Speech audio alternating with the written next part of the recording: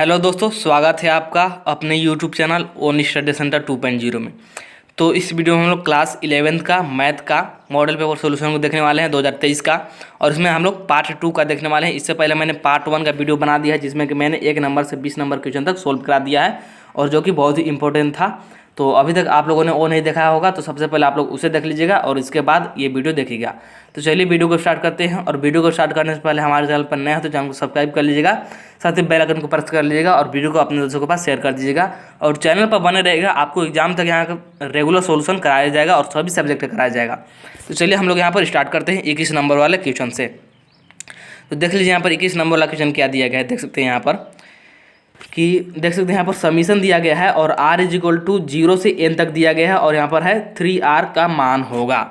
यहाँ पर क्या दिया गया है, समीशन दिया गया है r = 0 से n तक है और ये है 3r, 3 के पावर r। तो इसका मान पूछ रखा है। तो ये सिंपल है, चलिए मैं आप लोग को यहाँ पर बताता हूँ कैसे करना है। तो यहाँ पर समीशन r = 0 से n तक है, तो यहाँ पर 3r है। इसका क्या मतलब है कि r का यहाँ पर मान रखते जाएंगे हम लोग 0 से nवां पद तक। तो चलिए हम लोग यहाँ पर रखते हैं और r का मान रखेंगे कहाँ, तो यहाँ पर रखेंगे इस वाले में जो यहाँ पर 3 के पावर r दे रखा है, इसमें रखेंगे। तो सबसे पहले यहाँ पर रखते हैं 3 के पावर 0, फिर रखेंगे 3 के पावर 1, क्योंकि यहाँ पर 0 से n तक दिया है मतलब कि ये चलता जाएगा। इसी प्रकार से चलेगा 3 के पावर 2, इसी प्रकार से डॉट डॉट डॉट ये चलेगा आप लोग का यहाँ पर 3 के पावर n तक, इस प्रकार से चलेगा। तो इसे जब आप लोग सॉल्व कीजिएगा तो ये क्या आएगा, चलिए मैं यहाँ पर करके दिखा देता हूँ। तो सबसे पहले था 3 के पावर 0, तो 3 के पावर 0 का मान कितना हो जाएगा, वो 1, यानी कि किसी का पावर 0 होता है तो उसका मान 1 होता है। फिर था 3 के पावर 1 यानी कि 3, फिर था 3 के पावर 2 और इसी प्रकार से ये चलता चलता चलता 3 के पावर n तक था। तो यहाँ पर देख लीजिए क्या जीपी में है, हाँ ये जीपी में है, ये जो है ये हमारे जीपी में है, देख सकते हैं आप लोग। तो ये हमारे जीपी में है। तो यहाँ पर a बराबर क्या आ गया, a बराबर यहाँ पर 1 है और r बराबर 3 है। यहाँ पर आप लोग भाग देकर देख सकते हैं, आप लोग भाग दीजिएगा तब तो यहाँ r 3 आ जाएगा। r आप लोग को निकालना आता ही होगा, आप लोगों ने चैप्टर में पढ़ा होगा। r यहाँ पर 3 है। तो अब यहाँ पर जो ये समीशन दिया गया है तो हम लोग यहाँ पर समीशन कर देते हैं, जो कि एस एन का फार्मूला लगा करके करेंगे। तो एस एन का फार्मूला क्या होता है, एस एन = होता है a × r के पावर n-1 बटे r-1, ये होता है फार्मूला। तो चलिए हम लोग यहाँ पर अब वैल्यू को पुट करते हैं। तो यहाँ पर एस एन = क्या आ जाएगा, एस एन = आ जाएगा a, तो a कितना था, 1 था, ठीक। फिर r, तो r कितना था 3, तो 3 के पावर n-1 और बटे में यहाँ पर 3 के पावर r-1 यानी कि 3-1 और ये क्या आ जाएगा, तो ये आ जाएगा 3 के पावर n-1 और यहाँ पर बटे में 2। तो कौन सा ऑप्शन ऐड हो जाएगा देखते हैं यहाँ पर। तो देख लीजिए यहाँ पर ऐसा कोई ऑप्शन नहीं दिए गए, इसलिए यहाँ पर जो राइट आंसर हो जाएगा इसका हो जाएगा नॉन ऑफ दीज।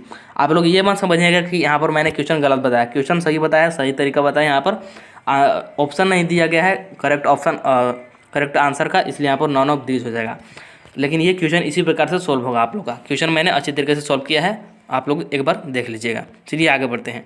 आगे देख लीजिए यहाँ पर 22 नंबर वाला क्वेश्चन क्या दिया गया है, देख सकते हैं कि x+3 के प्रसार में x के पावर 5 का गुणांक ज्ञात कीजिए। यहाँ पर ये x+3 नहीं है, एक्चुअली ये है x+3 के पावर में 8। यहाँ पर जो ये मिसप्रिंट हुआ है, यहाँ पर ये मिसप्रिंट हुआ है और मॉडल पेपर में बहुत सारा यहाँ पर मिसप्रिंट होता है, मैं आप लोग को बता रहा हूँ, इसे आप लोग ध्यान में रखिएगा। तो ये एक्चुअली x+3 के पावर 8 है। तो चलिए अब हम लोग यहाँ पर करके देखते हैं इसका सोल्यूशन। तो इसे आप लोग कैसे कीजिएगा, तो चूँकि हम लोग जानते हैं कि r+1वां पद क्या होता है, r+1वां पद क्या होता है, ये होता है r+1वां पद बराबर होता है t r+1 बराबर n/r a के पावर n-r और ये होता है b के पावर r, ये होता है हमारा r+1वां पद का फार्मूला। तो इसी का यूज लेंगे। तो चलिए हम लोग यहाँ पर यूज करते हैं। तो t r+1 बराबर, तो n कितना है, जो हमारे x+3 के पावर 8 था ना, यही हमारा n है, जो 8 दिया गया यही हमारा n है। तो यहाँ पर लिखते हैं तो t r+1 यानी कि r पद का फार्मूला क्या था, n, तो n हो गया हमारा 8, फिर c और r हमको पता नहीं है तो r का r ही लिख देते हैं। फिर यहाँ पर हो जाएगा a, तो a की जगह पर क्या है, x है, तो यहाँ पर लिख देते हैं x और फिर है n, तो n कितना है, 8 है, अभी तुरंत मैंने आप लोग को बताया, माइनस r क्योंकि r हमको पता नहीं है। अब b, तो b की जगह पर कितना था, तो हमारा 3 था, तो यहाँ पर 3 लिख देते हैं और इसका पावर r अब हम लोग को क्या चाहिए, तो यहाँ पर क्वेश्चन में देख सकते हैं हमसे पूछा है x के घात 5 का गुणांक। तो हमको यहाँ पर x के घात में 5 लाना है। तो अगर r का मान हम लोग 3 रखते हैं तो 5 आ जाएगा x के घात 5, इसलिए हम लोग यहाँ पर r का मान 3 रख देंगे। तो चलिए हम लोग r का मान 3 रख देते हैं, अपना मान से यहाँ पर रखेंगे। तो ये हो जाएगा t 3 + 1 = 8c 3, और ये हो जाएगा x के पावर 8 - 3, और ये हो जाएगा 3 के पावर, यहाँ पर r कितना हम लोगों ने रखा है 3 रखा है, तो 3 के पावर 3। और जब इसे आगे आप लोग सॉल्व कीजिएगा, चलिए यहाँ पर मैं करता हूँ, तो यह जाएगा t के पावर 4 बराबर में 8c 3, और यह जाएगा x के घात 5, और यह जाएगा 3 के पावर 3। ये आ गया। अब हमसे पूछा है x का गुणा और x के घात 5 का गुणांक। तो x के घात 5 का गुणांक क्या आ गया, ये आ गया 8c 3, और ये 3 का क्यूब, यही आ गया। तो अब हम लोग यहाँ पर लिखते हैं x के घात 5 का गुणांक बराबर क्या आ गया, x के घात 5 का गुणांक बराबर 8c 3, और यहाँ पर 3 का क्यूब, ये आया हमारा। अब इसे आप लोग को सोल्व करना होगा, तो कैसे कीजिएगा, चलिए मैं यहाँ पर करके दिखा देता हूँ। थोड़ा सा लंबा जाएगा, लेकिन मैं यहाँ पर आप लोग को करके दिखाता हूँ। तो सबसे पहले 8 का फैक्टोरियल हो जाएगा, ऊपर का फैक्टोरियल, और नीचे जो था 3 का फैक्टोरियल हो जाएगा, और 8 - 3 यानी कि 5 का फैक्टोरियल हो जाएगा। और 3 के पावर 3 था, यानी कि 3 3 9 3 27 हो जाएगा, इस प्रकार से। अब इसे हम लोग चलिए यहाँ पर आगे करते हैं।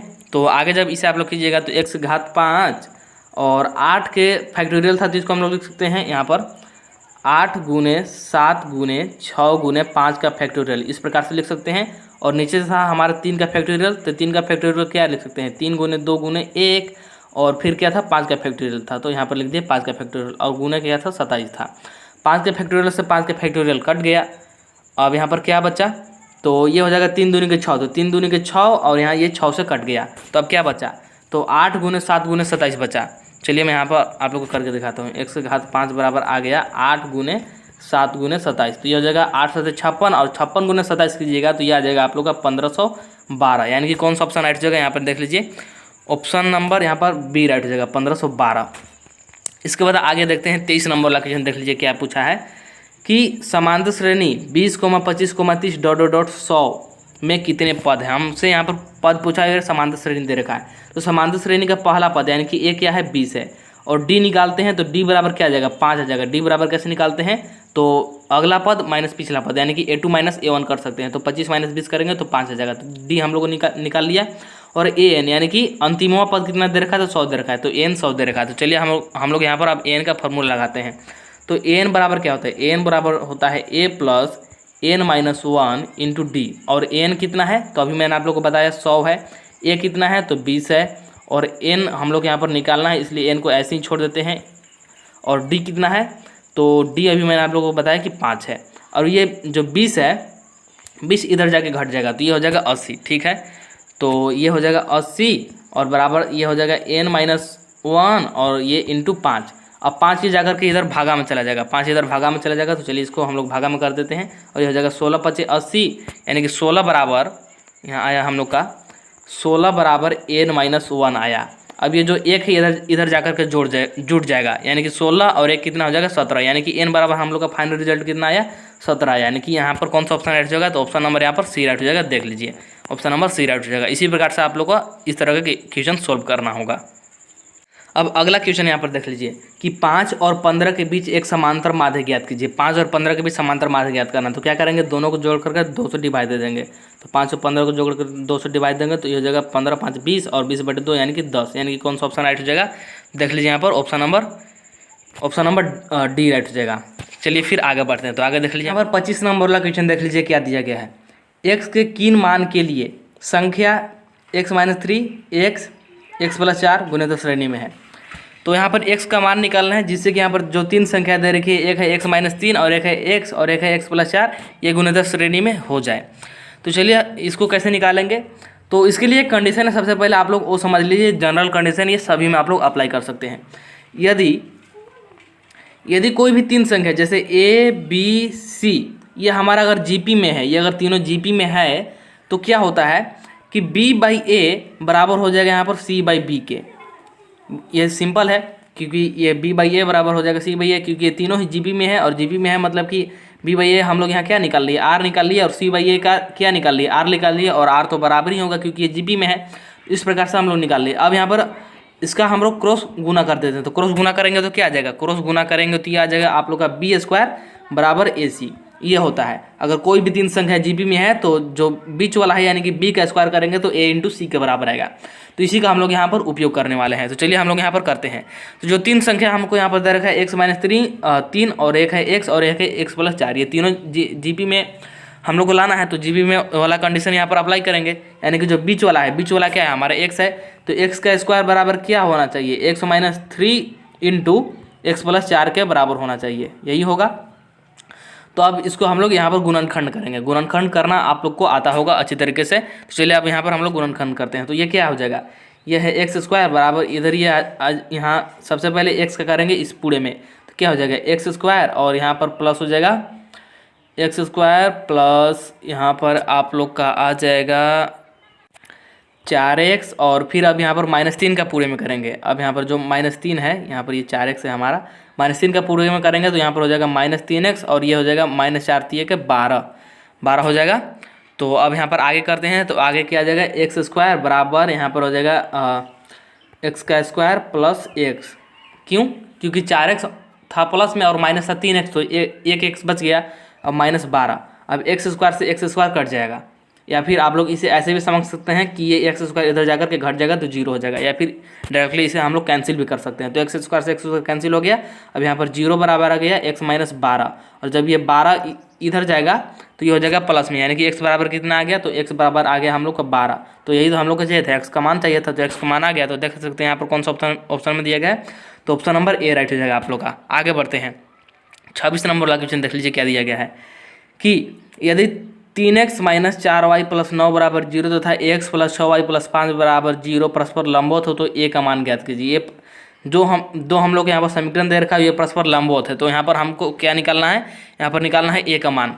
तो यहाँ पर एक जनरल कंडीशन है, यहाँ भी आप लोग समझने का प्रयास कीजिएगा और इसे आप लोग नोट डाउन करते जाइएगा, ये आप लोग को काम में आएगा।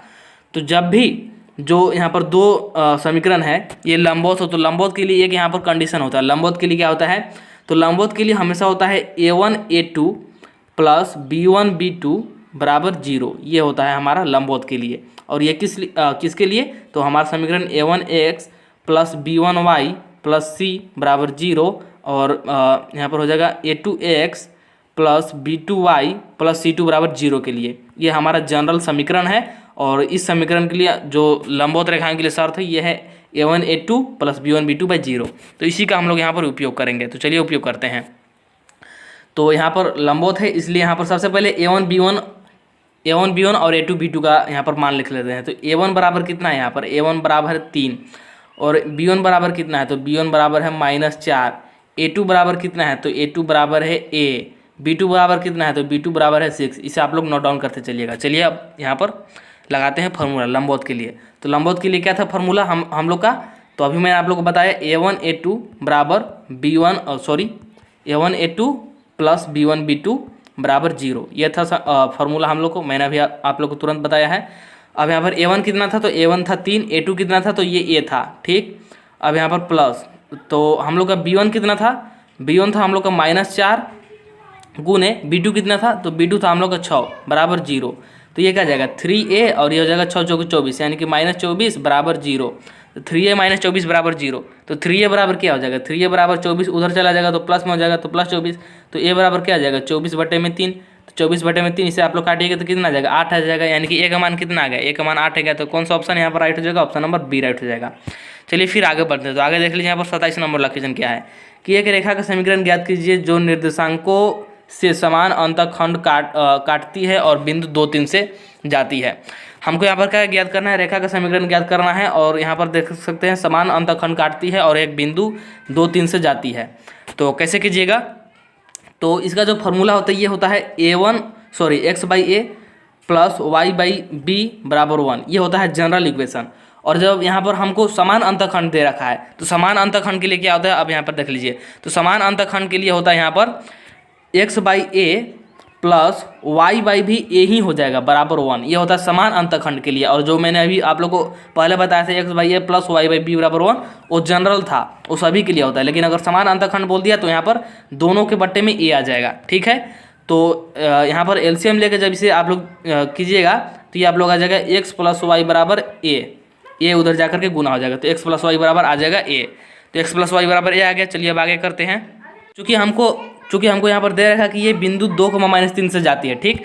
तो अब यहाँ पर जो ये एक्स और वाई का मान हम लोग रख देते हैं। अभी जो हम लोग का समीकरण है, समीकरण क्या आया था, एक्स प्लस वाई बराबर ए, यही आया था समीकरण। तो एक्स यहाँ पर कितना है 2, यानी कि 2 प्लस वाई कितना है 3 बराबर ए, यानी कि 5 बराबर ए। तो ए का मान कितना आ गया 5 आ गया। तो रेखा का समीकरण यहाँ पर आ जाएगा। चूँकि हम लोग का जनरल इक्वेशन निकल के आया था एक्स प्लस वाई बराबर ए और एक्स प्लस वाई, तो हम एक्स प्लस वाई यहाँ पर लिख देते हैं और ए का मान कितना आ गया, ए का मान 5 आ गया, यानी कि एक्स प्लस वाई बराबर 5 आप लोगों का फाइनल आंसर हो गया। कौन सा ऑप्शन में, ऑप्शन नंबर यहाँ पर सी राइट हो जाएगा। फिर चलिए आगे बढ़ते हैं। तो आगे है 28 नंबर वाला क्वेश्चन कि 3x - 4y + 2 बराबर 0 के समांतर और बिंदु 2 -2,3 से जाने वाली रेखा का समीकरण ज्ञात कीजिए, ठीक है। चलिए इसको सॉल्व करते हैं। तो यहाँ पर अगर हम लोग सी का मान निकाल लेंगे, देख सकते हैं यहाँ पर 28 नंबर वाला क्वेश्चन में अगर हम लोग सी का मान निकाल लेंगे तो हम लोग का यहाँ पर आ जाएगा आंसर। तो चलिए यहाँ पर निकालते हैं। तो यहाँ पर क्या हो जाएगा, यहाँ पर चूँकि 3x - 4y + c बराबर 0, इसको हम लोग मान लेते हैं इक्वेशन नंबर 1। क्यों? क्योंकि हम लोगों से यहाँ पर बोल रखा है कि समांतर रेखा है, जो समांतर रेखा है तो समांतर के लिए x और y तो सेम ही रहेगा, सिर्फ यहाँ पर जो अचर है c बदलेगा। इसलिए हम लोग यहाँ पर c को मान लिए हैं, हम लोग को c ही निकालना है और यहाँ पर c का मान रख देंगे तो हम लोग समीकरण मिल जाएगा। तो चलिए अब आगे करते हैं। अब ये जो है बिंदु -2,3 से गुजर है, तो -2/3 का यहाँ पर मान रख देंगे। तो 3 × -2 और यहाँ पर फिर क्या है, फिर -4 × y है 3 + c बराबर 0। अब ये क्या जाएगा -6 और -4 तो ये 12 + c बराबर 0, यानी कि -18 + c बराबर 0। यहाँ पर हो जाएगा -18 + c बराबर 0, यानी कि c बराबर कितना आ गया 18 आ गया। तो समीकरण क्या मिल जाएगा, तो समीकरण यही मिलेगा 3x - 4y तो रहेगा ही। अब यहाँ पर जो +2 है इसके जगह पर हम लोगों ने c का मान निकाला जो कि आया 18, तो यहाँ पर +18 कर देंगे बराबर 0। क्योंकि ये समांतर है, यहाँ पर देख लीजिए पहले ही बोल दिया कि रेखा इतना के समांतर, तो समांतर है तो ये एक्स और वाई का मान तो सेम ही रहेगा, बस हम लोग को सी का मान निकालना था। तो वही हम लोगों ने निकाला जो कि 18 आया और 18 यहाँ पर रख दिया तो हम लोग को मिल गया जाने वाली रेखा का समीकरण। तो यहाँ पर देख सकते हैं यहाँ पर कौन सा ऑप्शन राइट हो जाएगा, देख सकते हैं किस में है 3x - 4y + 18, यहाँ पर ऑप्शन नंबर 4 हो जाएगा 3x - 4y + 18 बराबर 0। फिर है 29 नंबर वाला क्वेश्चन कि बिंदु 3, से सरल रेखा 9x + 3y + 16 बराबर 0 पर खींचे गए लंब की लंबाई निकाले। तो यहाँ पर लंब की लंबाई का फॉर्मूला होता है जो कि क्या होता है, दूरी बराबर, लंब की लंबाई की दूरी बराबर फॉर्मूला होता है, ये होता है mod ax1 + by1 + c बटे √a² + b² मोड का मतलब क्या है कि ये ऋणात्मक नहीं आएगा, हमेशा धनात्मक में ही आएगा, इसलिए यहाँ पर मोड लगा कर रखा हुआ है। और ये ax1 + by1 + c बटे में √a² + b²। चलिए अब यहाँ पर हम लोग मान रखते हैं, ठीक है। तो मान लेते हैं कि दूरी pq है, ठीक है, बराबर मोड लगा देते हैं। तो a कितना है, तो यहाँ पर आप लोग समीकरण में देख सकते हैं दिया हुआ है, जो देख सकते हैं बिंदु जो दिया हुआ है 3, -3 यही है हमारा a और b। तो यहाँ पर लिख देते हैं 3 और यहाँ पर x1 कितना है, तो x1 है 9, आप लोग समीकरण में देख लीजिए। और यहाँ पर हो जाएगा आप लोग का माइनस जो हम लोग का b है वो -3 है, इसलिए यहाँ पर -3 लिख दिए। और y1 कितना है, तो y1 है 3, प्लस में यहाँ पर हो जाएगा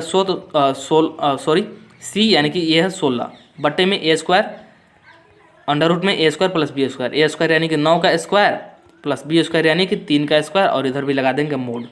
तो ये हो जाएगा 9 × 27 और ये हो जाएगा 3 × -9 और ये हो जाएगा 16 और बटे में 9 9 81 बटे 3 × 9। चलिए करते हैं।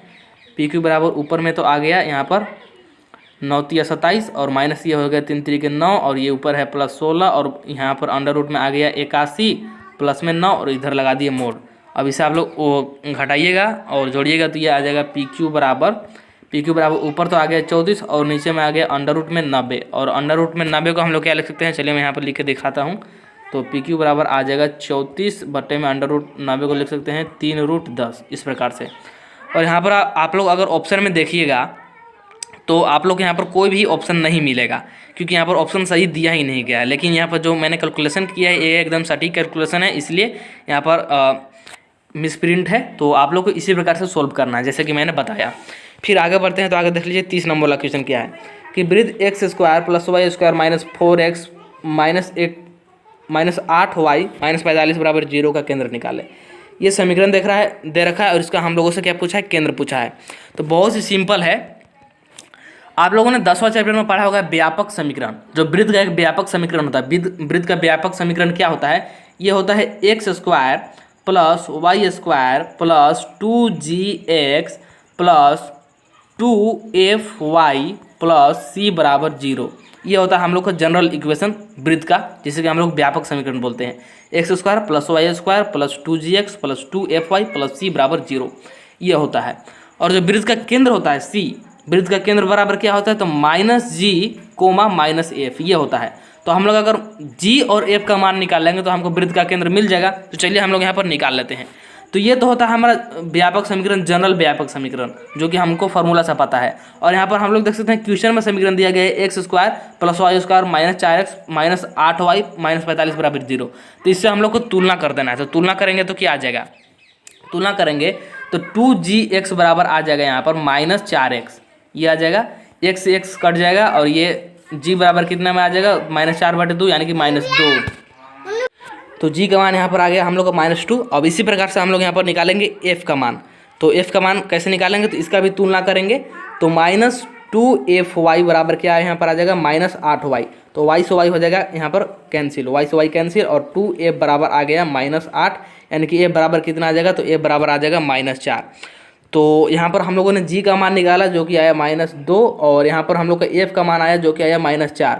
और हम लोग वृत्त का फॉर्मूला मैंने अभी आप लोग को बताया क्या होता है, तो -g, -f। अब माइनस को यहाँ पर रखिएगा तो ये माइनस माइनस हो जाएगा प्लस, यहाँ भी माइनस माइनस प्लस, यानी कि c बराबर क्या आ जाएगा फाइनल आप लोग का केंद्र, तो 2,4 आ जाएगा। आई थिंक आप लोग को समझ में आ गया होगा। समझ में नहीं आया होगा तो एक बार आप लोग वीडियो को पीछे करके देखिएगा, समझ में अच्छे तरीके से आ जाएगा, क्योंकि मैं अपने लेवल पर आप लोग को अच्छे तरीके से समझाने का प्रयास कर रहा हूँ। तो यहाँ पर जो राइट आंसर ऑप्शन नंबर यहाँ पर बी हो जाएगा। अब यहाँ पर 31 नंबर वाला क्वेश्चन देख लीजिए क्या है कि परवलय एक्स स्क्वायर बराबर 9y का अक्ष निकालें। इसका अक्ष निकालना है कि ये कौन से अक्ष पर है, एक्स अक्ष या फिर वाई अक्ष पर है। तो इसका एक जनरल इक्वेशन होता है जो कि होता है एक्स स्क्वायर बराबर 4ay। आप लोगों ने ये चैप्टर में पढ़ा होगा, ये होता है जनरल इक्वेशन। और इसका अगर हम लोग चित्र बनाएं तो ये कुछ इस प्रकार का बनता है। मैं आप लोग यहाँ पर बना करके दिखाता हूँ और इसको फार्मूला को यहाँ पर बगल में लिख देता हूँ, एक्स स्क्वायर बराबर 4ay, ये होता है।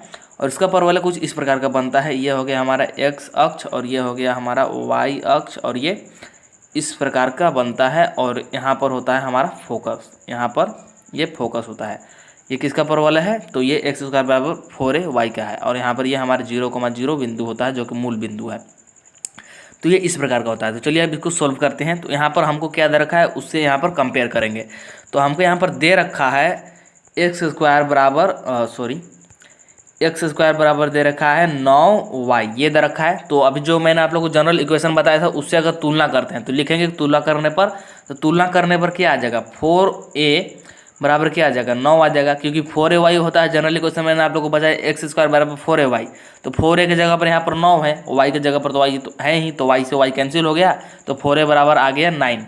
अब इसे आगे कीजिएगा तो a का मान यहाँ से क्या निकल कर आ जाएगा, a का मान यहाँ से निकल कर आ जाएगा, a बराबर यहाँ से आ जाएगा 9/4। 4 जो है ये 9 के बटे में चला जाएगा, यानी कि a का मान कितना आया, तो a का मान आया 9/4। तो जो यहाँ पर फोकस है, फोकस क्या निकल कर के आया, फोकस निकल कर आया यहाँ पर 0,9/4, यानी कि x 0 है और y का मान निकल कर के आया 9/4। तो ये किस अक्ष पर होगा, ये y अक्ष पर होगा। क्यों, क्योंकि यहाँ पर देख सकते हैं जो x का मान ये 0 है, तो y अक्ष पर x का मान 0 होता है, ये आप लोगों को पता है। इसलिए यहाँ पर कौन सा ऑप्शन राइट हो जाएगा, तो देखते हैं यहाँ पर x अक्ष कौन सा ऑप्शन में दिया गया है। यहाँ पर देख लीजिए x बराबर 0, यहाँ पर देख सकते हैं ऑप्शन नंबर 3C राइट हो जाएगा। क्यों, क्योंकि x बराबर 0 को ही हम लोग बोलते हैं y अक्ष। y अक्ष का यही फॉर्मूला होता है, y अक्ष का जब भी फॉर्मूला पूछे तो हम लोग x बराबर 0 ही लिखते हैं। क्यों, क्योंकि y अक्ष पर x 0 है, यही तो इसका मतलब है। y अक्ष पर सिर्फ y का ही तो मान रहेगा, x का मान थोड़ी रहेगा। वो y एक्सिस है, मतलब कि y अक्ष ही है, तो उस पर x का मान 0 होगा। इसलिए यहाँ पर y अक्ष का जो फॉर्मूला होता है वो होता है x बराबर 0, और यही मैंने अभी आप लोग को बताया भी। तो यहाँ पर जो अगर अक्ष में, अगर यहाँ पर देख सकते हो ऑप्शन अगर अक्ष में रहता है कि y अक्ष x अक्ष, तो x अक्ष लगाते हैं, लेकिन यहाँ अक्ष में न लेकर के अक्ष के यहाँ पर फॉर्मूला दिया हुआ है, इसलिए इसका जो right answer option number C हो जाएगा, x बराबर 0। आगे बढ़ते हैं। तो आगे देख लीजिए 32 नंबर वाला क्वेश्चन क्या है कि बिंदु 2,3,5 तथा 4,3,1 के बीच की दूरी निकाले। इसके बीच की दूरी निकालना है। तो दूरी का सूत्र आप लोगों को पता होगा। दूरी बराबर क्या होता है? तो दूरी बराबर होता है अंडर रूट में x2 माइनस x1 का whole square plus y2 minus y1 का whole square plus z2 minus z1 का होल स्क्वायर। ये होता है दूरी का फॉर्मूला। तो यहाँ पर चलिए हम लोग निकाल लेते हैं दूरी को। तो मान लेते हैं कि ये बिंदु P है और ये Q है। तो मान लीजिए बिंदु PQ है, तो PQ बराबर क्या आ जाएगा? PQ बराबर आ जाएगा जो अभी मैंने आप लोग को फॉर्मूला बताया, यहाँ पर फॉर्मूला में मान रखते जाएंगे। तो x2 है यहाँ पर 4 माइनस x1, तो x1 है 2, इसका हो जाएगा होल स्क्वायर प्लस यहाँ पर है y2, तो y2 है 3 और y1 भी है 3, यानी कि 3 माइनस 3 का होल स्क्वायर।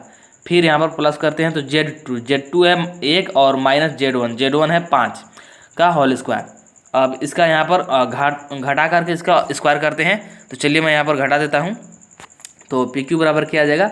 PQ बराबर आ जाएगा अंडर रूट, जब 4 माइनस 2 कीजिएगा तो 2 का स्क्वायर आ जाएगा प्लस 3 माइनस 3 कीजिएगा तो 0 का स्क्वायर आ जाएगा। तो यहाँ पर 0 का स्क्वायर लिख देते हैं प्लस 1 माइनस 5 कीजिएगा तो माइनस 4 का स्क्वायर आ जाएगा, माइनस 4 का स्क्वायर। और इससे जब कीजिएगा तो यह आ जाएगा 2 दूनी के 4 और 0 का स्क्वायर 0 होगा तो उसको नहीं लिखते हैं और यह आ जाएगा 4 चौको 16।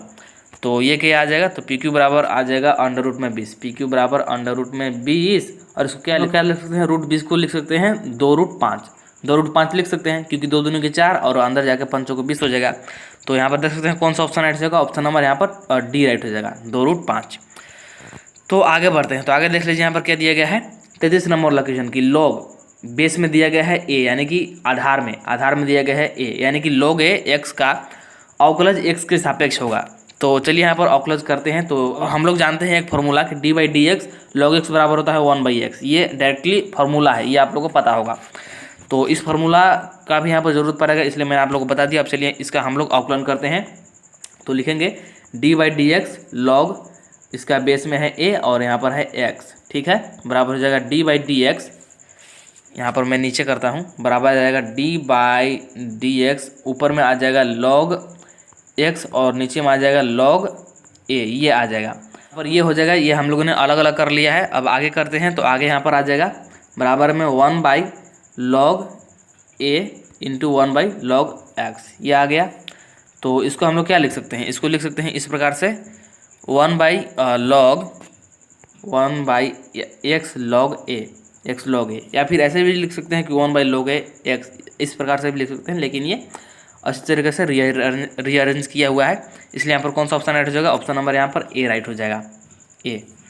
आगे बढ़ते हैं। तो 34 नंबर वाला क्वेश्चन देख लीजिए क्या दिया गया है कि limit x tends to 0 x sine 1/x का मान होगा।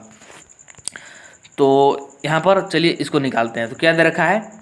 x साइन 1/x और x का क्या मान है? तो ये x टेंड्स टू 0 दे रखा है, मतलब कि x का मान 0 रखते हैं। तो यहाँ पर x का मान 0 रख देते हैं, ठीक है। अब यहाँ पर हम लोग x का डायरेक्टली 0 मान नहीं रख सकते हैं, लेकिन हम लोग जानते हैं कि जो साइन का मान होता है, यहाँ पर मैं मल्टीप्लाई के साइन लगा देता हूँ क्योंकि यहाँ पर ये मल्टीप्लाई है। साइन का जो मान होता है -1 से 1 के बीच होता है, ये आप लोग को पता है। -1 से 1 के बीच ही साइन का मान होता है, चाहे साइन कितना डिग्री भी हम लोग ले लें, साइन कितना डिग्री भी हो इसके बीच ही आता है इसका मान, -1 से 1 के बीच। क्योंकि हम लोग यहाँ पर x का डायरेक्टली मान रखेंगे 0, तो ये अपरिभाषित हो जाएगा, क्योंकि 1/0 ऐसा गणित में अपरिभाषित माना जाता है। तो इसलिए हम लोग डायरेक्ट तो 0 रख नहीं सकते हैं, लेकिन हम लोग जानते हैं कि इसका मान -1 से -1 के बीच में ही आएगा। तो कुछ भी आएगा, अगर हम लोग 0 से उसको गुना कर देंगे तो 0 ही तो आएगा। इसलिए यहाँ पर जो इसका फाइनल रिजल्ट आएगा 0 आएगा, इसलिए यहाँ पर ऑप्शन नंबर बी राइट हो जाएगा। चलिए अब आगे बढ़ते हैं। तो 35 नंबर वाला क्वेश्चन देख लीजिए कि यदि fx बराबर 2x² + 3x - 5 हो तो dfx dx और यहाँ पर x बराबर 1 रखना है, इसका मान निकालना है। तो सबसे पहले इसका करेंगे अवकलन, क्योंकि यहाँ पर हमसे अवकलन करने के लिए सबसे पहले बोला है। तो सबसे पहले मैं आप लोग को एक फार्मूला बताता हूँ जो कहता है d/dx x⁴n बराबर होता है n x⁴n - 1। ये फार्मूला आप लोगों ने पढ़ा होगा, तो इसी का यहाँ पर उपयोग करेंगे हम लोग। तो चलिए यहाँ पर करते हैं अवकलन किसका? तो यहाँ पर fx हमको दे रखा है, fx 2x² plus 3x minus 5, ये हम लोग को दे रखा है और इसका करना है अवकलन। तो चलिए करते हैं, लिखेंगे d/dx और यहाँ पर f की जगह पर क्या है, तो यहाँ पर है 2x² प्लस 3x माइनस 5, ये है। तो अभी जो मैंने आप लोग को फार्मूला बताया d/dx x के पावर n बराबर, तो हो जाता है n x के पावर n-1। तो वही करेंगे, यहाँ पर 2 है तो 2 आ जाएगा पहले गुना में, फिर यहाँ पर 2x करेंगे तो 2x क्या आ जाएगा 2x, और यहाँ पर 2 माइनस 1 आ जाएगा, यानी कि 1 ही आ जाएगा। तो हम लोग इसे डायरेक्ट 2x ही लिख देते हैं, प्लस यहाँ पर इसके पावर में कुछ नहीं है, मतलब 1 है तो 1 पहले आएगा तो कोई उसका मतलब नहीं है, और यहाँ पर फिर आ जाएगा 3 गुने में 1, क्योंकि x का हो जाएगा यहाँ पर 1, और यहाँ पर आ जाएगा -0। क्यों? क्योंकि अचर का अवकलन 0 हो जाता है, अचर का अवकलन 0 हो जाता है। तो अब आगे करेंगे तो ये क्या आ जाएगा 4x प्लस में 3 आ जाएगा, 4x प्लस में 3, और x का मान हमको कितना रखने के लिए बोला है, 1 रखने के लिए बोला है, तो 1 रख देते हैं। तो 4 × 1 प्लस यहाँ पर ये है 3, तो 4 और 3 कितना आ जाएगा 7। तो देखते हैं कौन सा ऑप्शन में दिया गया है, और यहाँ पर ऑप्शन नहीं दिया गया है, यहाँ पर राइट ऑप्शन नहीं दिया गया है, यहाँ पर मिसप्रिंट है। जो मैंने आप लोग को करके बताया वो यहाँ पर मेथड सही है, बस यहाँ पर ऑप्शन नहीं दिया गया है, तो इसे आप लोग ध्यान में रखिएगा। आगे बढ़ते हैं, तो आगे देख लीजिए 36 नंबर वाला क्वेश्चन कि निम्नलिखित वाक्यों में से कौन सा कथन नहीं है। तो ये आप लोग का चैप्टर नंबर 14 से क्वेश्चन है। तो यहाँ पर पूछा कि कौन सा कथन नहीं है, तो कथन नहीं होने का क्या मतलब है, कथन नहीं होने का मतलब कि जो ना तो सत्य हो और ना ही असत्य हो, तो उसे हम लोग कथन नहीं बोलेंगे।